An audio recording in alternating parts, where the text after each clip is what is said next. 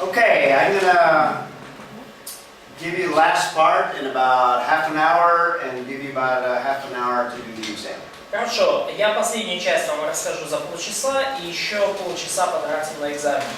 There are two implications that we can draw from this period of after the destruction of the kingdom. И есть два вывода, которые мы можем сделать из периода после разрушения царства. Which I'm describing as a return. И я этот период называю период возвращения. Main thing is preparing Israel for the coming of the Messiah. Главное, что это готовит Израиль к приходу Мессии. And a key passage that gives Israel assurance of God's sovereignty over all things. И ключевой отрывок здесь дает нам уверенность в Божьем суверенитете над всем. Is 2 Chronicles 26, 20 verse 6. Это 2 Паралипоменон, 20 стих, 20 глава, 6 стих. That God is ruler over all the kingdoms. Now we're talking about Gentile kingdoms. Что Бог владычествует над всеми царствами народов, и подразумеваются языческие царства. So even though God gave over supremacy to Gentiles, He is sovereign over them. Даже несмотря на то, что Бог дал как бы превосходство и власть язычникам, Он все равно обладает верховной властью над So ними. these Gentile kingdoms can't go beyond the permissive will of God. И эти языческие царства не смогут зайти дальше, чем то позволит Божья воля. Power and might remain in the hand of God. Власть и сила остаются в руке Божьей. So no one, it says, can stand against thee, God. И потому никто не сможет устоять против Бога. In fact, we need to apply that to us as well. И мы можем это применить и к нам также. But if Israel understood the scriptures like 2 Chronicles 20, Но если бы Израиль понимал Писания, подобные 2 Паралипоменону 20, it would give them confidence no matter the circumstances, whether it's exile or whatever. то это давало бы им уверенность в любых обстоятельствах, будь то изгнание, либо что бы то ни было. So let's take a look at this preparation for Israel. И давайте посмотрим на вот эту подготовку Израиля. We saw a transfer of supremacy. И мы уже видели передачу власти язычникам. We saw a departure of the Shekinah glory. Мы видели отход Шехины славы. We saw a purging of idolatry, so now we have a new focus. И мы видели очищение от идолопоклонства, и теперь у нас уже другой фокус. And now God, to some extent, is going to restore the nation, not all aspects, but some of the nation. Но теперь Бог в определенных аспектах восстановит нацию, именно нацию, не народ. Не во всех аспектах, но частично.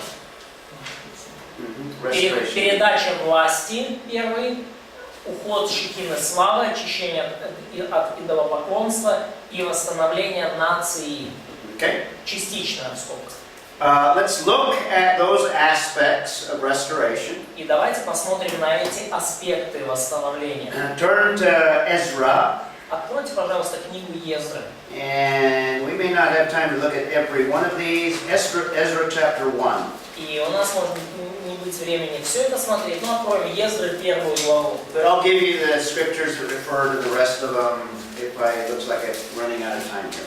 Но я просто дам вам писания, которые будут полезны, если мы будем опаздывать. So in Ezra chapter 1, where did we leave off in our reading? Кто следующий читает? Masha, your turn. Read the first 4 verses. В первой книге, в Ездры первой главе, прочитай первые 4 стиха. In fact, let's read them one at a time. Read verse 1 first. По одному. Первый год Кира, царя Персидского, во исполнение слова Господня из уст Иеремии, возбудил Господь дух Кира, царя Персидского, и он повелел объявить по всему царству своему словесно и письменно. Okay, notice that God is the one that raises up Cyrus. И обратите внимание, Бог воздвиг на престол Кира. So God is sovereign over this king of Persia. И Бог поэтому обладает суверенной властью над персидским этим царством. So the Persian Empire is in power now. They've displaced the Babylonians. И теперь Персидская империя наиболее могущественная. Они вытеснили вавилонян. And what we have is a fulfillment of what Jeremiah spoke, the prophet. И то, что мы сейчас видим, это исполнение пророчества Иеремии. Read verse 2, Masha. Так говорит Кир, царь персидский: «Все царства земли дал мне Господь, Бог небесный, и Он повелел мне построить ему дом в Иерусалиме, что в Иудее». Notice that Cyrus recognizes that God has given him authority, given him a kingdom. Обратите внимание, что Кир признает, что именно Бог дал ему царство и власть. Has given him all of the kingdoms of the earth. Он признает, что именно Бог дал ему все царства And мира. has appointed him to reestablish a temple И что Бог избрал его, чтобы восстановить храм in Jerusalem. в Иерусалиме. Now, what prophet predicts this many years ahead of time? Do you remember? И какой пророк предсказал это за много лет? Isaiah predicts by name Исайя предсказал по имени many years before Ezra. за много лет до Ездры. Он предсказал Кира. And if we read verses 3 and 4, what it's talking about is God's going to restore them back to the land. И мы уже там говорили, да, что в стихах 3 и 4 Кир повелевает часть Израиля вернуться в землю. Let's go to chapter 3. И давайте прочитаем из 3 главы. And first read verse 1, Vitaly. И давайте сначала прочитаем 1 стих. Виталий, Итак, наступил 7-й месяц в Израиле, и израильтяне уже поселились в своих городах. Народ, как один человек, собрался в Иерусалиме. So in chapters 1 and 2, we have the first wave of exiles returning to the land. И в главах 1 и 2 мы видим первую волну переселенцев, возвращающихся в землю. And now it says in the 7th month, they're in Jerusalem. И теперь в 3 главе мы видим уже 7-й месяц. Read verse 2 as well, Vitaly. И вот они в Иерусалиме. И 2 стих, пожалуйста. 2 and 3. Иисус, сын Иосадека, вместе со своими собратьями-священниками, Зарававелем, сыном Салафиила, и его собратьями начал строить жертвенник Бога Израиля, чтобы приносить на нем все сожжения, как предписано в законе Божьего человека Моисея. Okay. Несмотря на то, что они боялись народов, которые были вокруг них, они построили жертвенник на прежнем основании и принесли на нем все сожжения Господу и утренние и вечерние жертвы. So we have a restoration, or at least a partial restoration back to the land. И мы видим таким образом частичное, как минимум, восстановление их в земле. And what part of restoration do we have in chapter 3 that Vitaly just read? И что мы вот из того, что прочитал Виталик, видим? Какая часть еще восстановлена? Что еще восстановлено? Ну вот жертвенник. The altar, sacrificial system. Yeah, sacrificial or worship, Поклонение. restoration of the temple and worship. То есть отстройка храма и поклонение. Восстановление поклонения. We won't read it, but in chapter 9 and in chapter 10, we have a restoration of people and fellowship. И мы не будем это читать, но вот в 9-10 главе мы видим восстановление народа и общения. In Nehemiah, we have a restoration of the walls for security. В книге Неемии мы видим восстановление стен для безопасности. In fact, this is the main theme of the whole book of Nehemiah, or most of the early chapters. Вообще-то это основная тема всей книги Неемии, или как минимум первых ранних глав. Let's turn to Nehemiah chapter 8. Давайте откроем Неемии 8 главу. And let's read those verses. Those are very И important. давайте прочитаем эти стихи, которые крайне важны. And Oksana, read verses 1 and 2 of Nehemiah Оксана, chapter прочитай, 8. пожалуйста, Неемии 8 глава, 1 и 2 стих. Неемии. І зібрався весь народ, як один чоловік на Майдан, що перед водною брамою, і сказали учителю Єфрі принести з них Мойсеєва закону, що наказав був Господь Ізраїлеві. Прийди священники для закону перед збором чоловіків та аж до жінок, і всі, хто розумів чути першого дня сьомого місяця. Okay, so now they are gathered to read the law.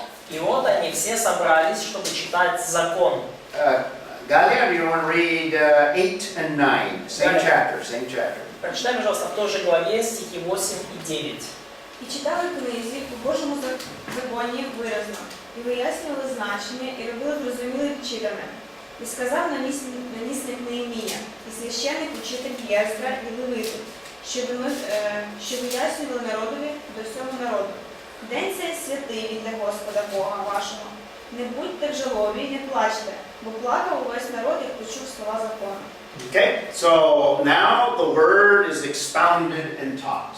И теперь мы видим, что слово распространяется и преподается. We have a restoration of the law. То есть мы видим восстановление закона. In other words, Scripture now is restored in the nation of Israel. Иными словами, теперь уже Писание восстановлено в израильской нации. We won't read it, but in chapter 10 we have a restoration of the covenant. Мы не будем этого читать, но в 10 главе мы видим восстановление завета. In other words, the Mosaic covenant is Иными словами, restored. Моисеева завета. But unfortunately, well, let's see, what's this? This is the covenant? Yep. Okay.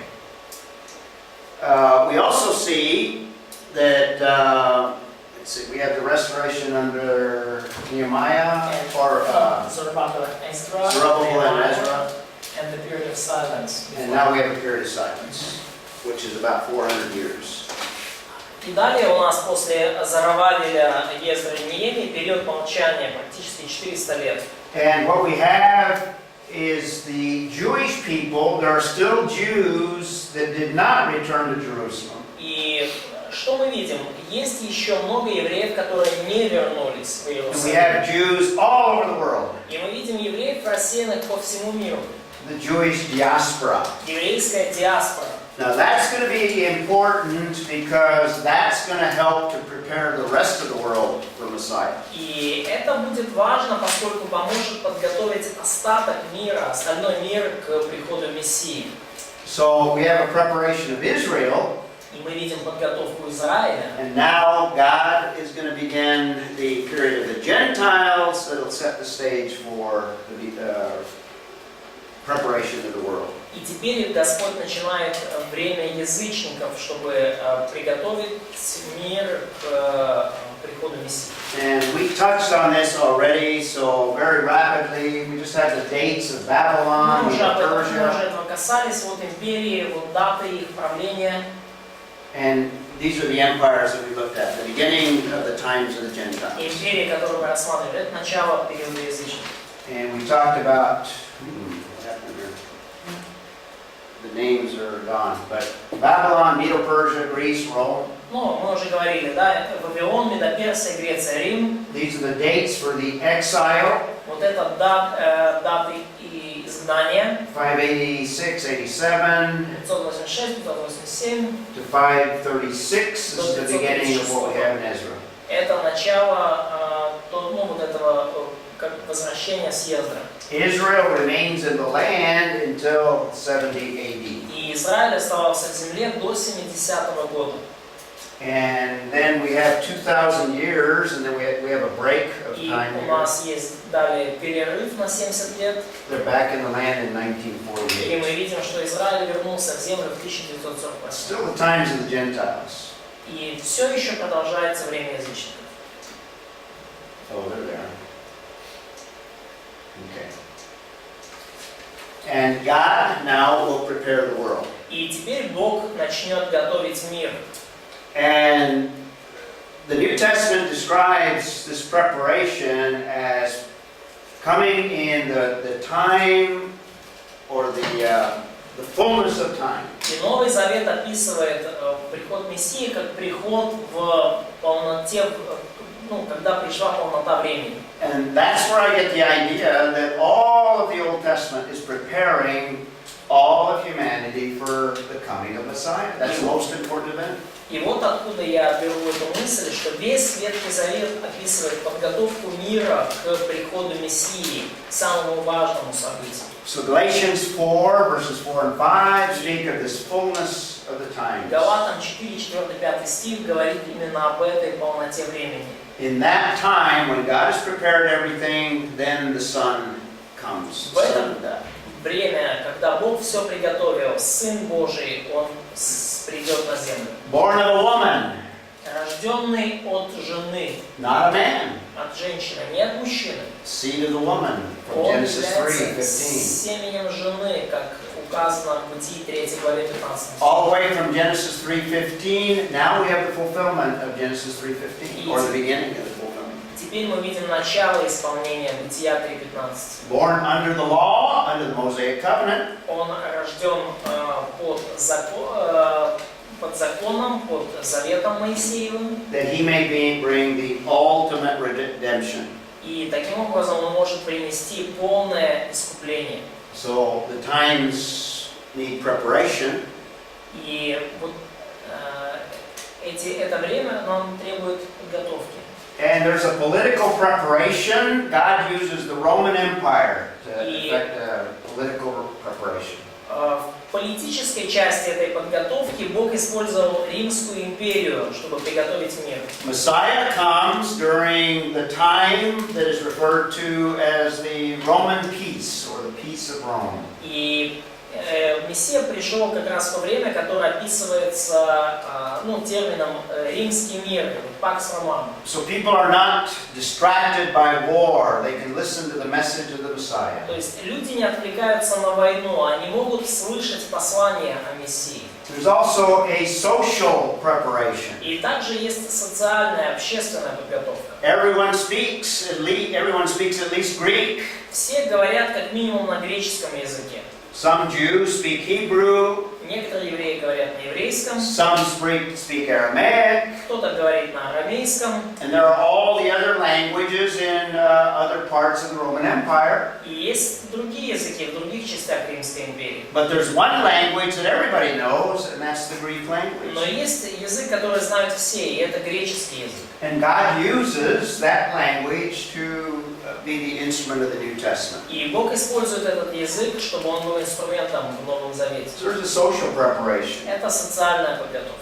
There's also Roman roads that make it easy to spread the gospel. И также римские дороги помогают, делают распространение Евангелия более легкой задачей. Here's an example of a road that archaeologists believe date back to the 1st century. И вот пример дороги, которую археологи датируют как раз-таки первым столетием. Here's the road, the ruts of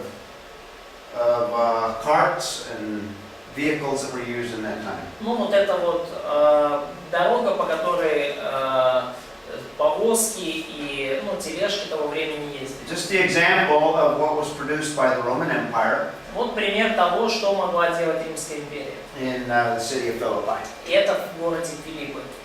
So we have Roman roads. We also have a culture that people all are familiar with, the Hellenistic or Greek culture. И помимо римских дорог мы видим культуру, с которой все люди были знакомы, и это была эллинистическая, греческая культура. And I use this photograph this is a theater at Ephesus, probably the most spectacular in all the Roman world. И я вот использую эту фотографию, это амфитеатр в Эфесе, наверное, один из самых зрелищных таких амфитеатров в древнем мире. Give you a perspective of the size here. Ну вот просто, чтобы вы видели размер, да, вот там человеческая фигурка, да, там и там. They estimate that it could hold 25,000 people. По приблизительным оценкам он может вмещать 475 человек. So we have culture. 25,000. Он может вмещать, я прошу прощения, 25 тысяч человек. Yeah. So we have the Greek culture that permeates the society. То есть мы видим вот эту греческую эллинистическую культуру, которая влияет очень сильно на общество. We have high education. Мы видим высокий уровень образования. Illustrated by this great library at Ephesus. So throughout the world we have education. Как пример, это вот эта библиотека в Эфесе, то есть очень высокий уровень образования. These are just examples, and then finally we have the Greek language. И это все лишь примеры. И в конце концов, да, у нас есть греческий язык. So we have a social preparation. We also have an economic preparation. И также, помимо политической, социальной, есть экономическая подготовка. There's some economic unrest that shakes people's security. И есть определенная экономическая нестабильность, беспорядки, которые, немножко встряхивают людей, не дают им почувствовать себя слишком сильно в безопасности. Prepares them for the ultimate one, the only one that can bring security is Messiah. И это готовит их к тому, кто может принести сам настоящую стабильность и безопасность. There Это are Мессия. a lot of slaves that were oppressed and were looking for deliverance. И также было много рабов, которые были угнетены и искали избавления. And some of that produced unrest. И это также вызывало некоторые беспорядки. And we could talk about heavy taxes Мы также можем поговорить о тяжелых налогах and the contributions of even agriculture. и также о больших податях, которые приходилось платить сельскому хозяйству. So we have economic pressures. И таким образом мы видим определенное экономическое угнетение. We have a moral situation where people are looking for standards, we're looking for new answers. И мы видим моральную ситуацию, когда люди ищут стандартов, люди ищут ответов на свои вопросы. The period of the first century was a period of low morality, low standards. И период первого века был как раз-таки периодом законов морали, законодательных стандартов. So there's a spiritual bankruptcy preparing people for the solutions of Messiah. То есть определенная ситуация духовного банкротства, которая готовит людей к приходу Мессии. So all of the religious systems have failed. И потому мы видим, что вся религиозная система, она потерпела провал. And the failure of those world religions, they don't satisfy. И провал потерпели все мировые религии, они не удовлетворяют своих последователей. The Greek gods don't satisfy man's deepest needs. Греческие боги не удовлетворяют глубочайшие нужды людей. So all the gods of the Greek culture, Вот все вот эти боги были в греческой культуре, illustrated by the Greek Parthenon in Athens. и все это мы видим в греческом, проиллюстрировано греческим Парфеноном в Афинах. And the many gods of the Greeks, Poseidon being one. И есть множество богов в греческой культуре, это один из них Посейдон, Артемида. Artemis another goddess. Да, другая богиня. And I've got a lot of photographs of others, but I omitted them. Но есть фотографии многих других, но я их пропускаю. So the Greek religions didn't satisfy, the Romans didn't satisfy, Roman gods. Греческая религия не удовлетворяла людей, римская также. The Roman emperors imposed worship. In other words, they demanded worship. Римская империя ввела такую практику, как поклонение императору, требовала поклонения императору, That was just oppressive to the people. поклонение Цезарю, и это было очень сильное угнетение над людьми. The emperors would build these massive temples to themselves, Trajan temple. Строили массивные такие храмы в честь самих себя, например, храм Траяна. So we have the Caesar worship. We also have philosophers. Philosophy didn't satisfy. Мы видим поклонение Цезарю, мы видим также, что философия не удовлетворяла людей. There were all the mystery religions that didn't bring satisfaction. Были мистические религии, которые также не приносили удовлетворения. The occult didn't satisfy. И оккультизм, оккультные практики не удовлетворяли людей. So there was a hunger for answers in the spiritual. И потому был определенный голод по духовным ответам. And what's the last one? Judaism. Judaism wasn't satisfactory. И иудаизм также был не удовлетворительный. So, closing application. И финальное применение для сказанного. The return speaks of God's grace И вот to Israel. то, что касается возвращения, благодать, дарованная Израилю, That grace that is offered to Israel is extended to the Gentiles, you теперь and I. распространяется и на язычников, то есть на нас. You and I. So that's the Old Testament. Это вот весь Ветхий Завет.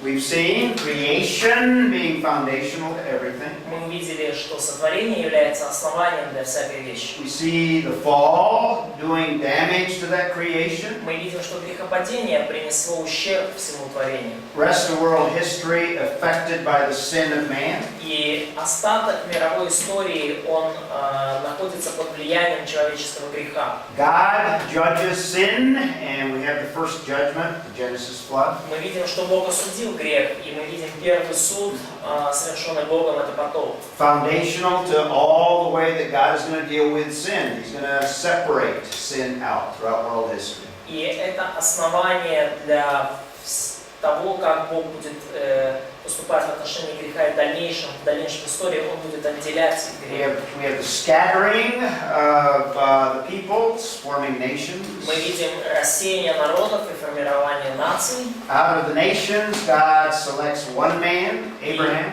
И из всех наций Бог выделяет одного человека по имени Авраам. Through Abraham, he produces a nation.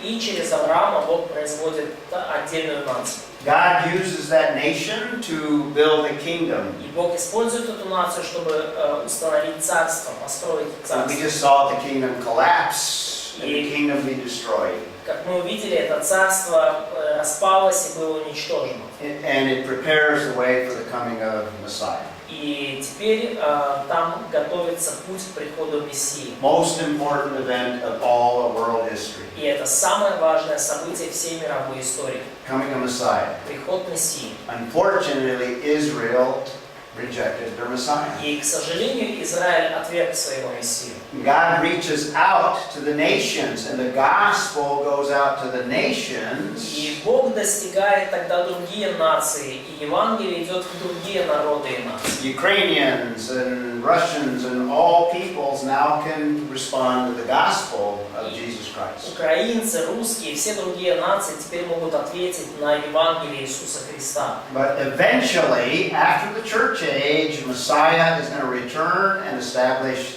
the millennial kingdom. Но в конце концов, после того, как церковь закончится, Мессия вернется и установит тысячелетнее царство. That's all of world history И вот это вся мировая история. on one slide. На одном слайде. Okay. Let me give you just a real brief for the next 2 or 3 minutes here. И вот очень кратко в течение ближайших 2-3 минут. These are the major events of ancient history before Christ. Вот это основные события древней истории до Христа. We've looked at each one of them. Мы рассмотрели все их. Most important event, which one? И наиболее важное событие, какое? Приход Мессии. Coming Messiah. Наиболее важное событие – это приход Мессии, Who was crucified about 33 AD. который был распят примерно в 33 году нашей эры. Most important event.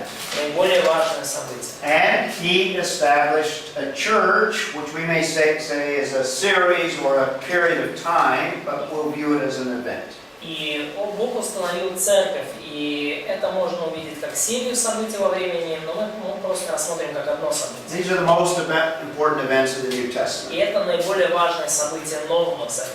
In fact, we could talk, I break down several particular events relating to Messiah. Ну и вообще-то я разделил приход Мессии на 7 отдельных событий. You could look at just the incarnation as an event. Вы можете даже на само воплощение посмотреть как на отдельное событие. You could look at his ministry as a cluster of events. Вы можете посмотреть на служение Иисуса как на целую череду событий. And certainly, most importantly, is the death. И, конечно же, наиболее важное событие в жизни Мессии – это его смерть. That's an emphasis of the New Testament. Это на этом основной акцент в Новом Завете. But there's also the resurrection, which we could look at as an event. Но также и воскресение Иисуса из мертвых мы можем рассматривать как важное And all of событие. that is a basis for the church. И все это является основанием для церкви. And what's the next major event of world history? И какое же следующее важное событие мировой истории? Приход Христа. Second coming of Christ. Second coming, exactly. Возвращение We have the Иисуса. second Второе coming of пришествие. Christ. Is that right? What's that? Yeah. Yep, yep. And with that, you already know what the last event. И после этого вы уже знаете, каким будет последнее событие. Millennial Kingdom. The Millennial Kingdom, exactly. So we have the Millennial Kingdom. These are the major events of all of world history, even looking into the future. И это основные события мировой истории, даже если мы будем заглядывать в будущее. Okay? А почему миллениум? Ну, так называют тысячелетие царства. Получается, таузовый должен быть. Сам, почему сам? Миллениум? Таузовый. Тауз, 1000. Ну, типа, понимаешь? Я понимаю. Миллион. 1000 лет называют Okay? миллениум. Всегда. Всегда. Ага. So looking, did you, no problem?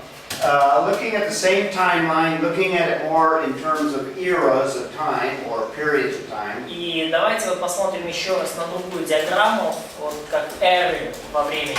We have the origin of Israel. Мы видим происхождение Израиля, We have the emergence of Israel, мы видим возникновение Израиля как нации, this period of time. это где-то вот отсюда. We have the kingdom of Israel Мы to видим this период time. царства, And we just finished looking at the return until the coming of закончили Messiah. рассматривать возвращение и подготовку к приходу Мессии. And most important, at the center of world history is Messiah. Наиболее важное событие, это центр мировой истории, это приход Мессии. And then we have the church, which begins on Pentecost. И теперь мы видим, мы сейчас живем в период церкви, который начался с Дня Пятидесятницы, Will last until the second coming of Messiah. и он продлится вплоть до второго пришествия Мессии. Notice we have a break in our timeline. Ну и видите, здесь такой перерывчик в нашей шкале. And then we have the Millennial Kingdom. И дальше у нас будет тысячелетнее царство. That's world history. Вот это мировая история. Is there any event in the secular books of world history more important than any of these? Есть ли события какие-то в мировой истории, которые